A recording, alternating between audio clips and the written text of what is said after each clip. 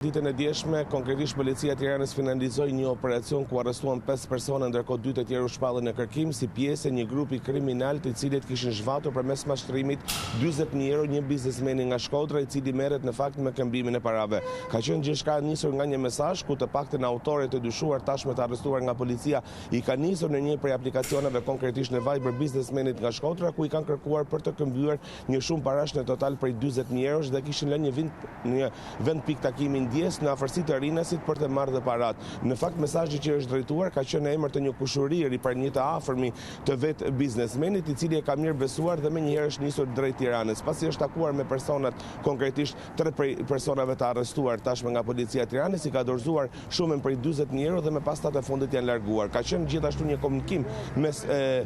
viktimes, pra personit i cili ngeli u mashtrua nga autorët, i cili ka komunikuar me kushëririn e tij, ku ky fundit i ka thënë që nuk e ka dienin dhe nuk i ka kërkuar asnjë lloj vlere monetare, aq më tepër në vlerën prej 40.000 euro. Më pas ky biznesmen e është drejtuar policisë së Tiranës, ku ka bërë dhe kallëzimin. Në total u arrestuan të paktën 4 persona, ku njëri prej tyre në fakt akuzohet për mos kallëzim krimi, 3 të tjerë janë autorët e dyshuar kryesor të skemës së mashtrimit, ndërkohë 2 të tjerë gjithashtu janë në kërkim.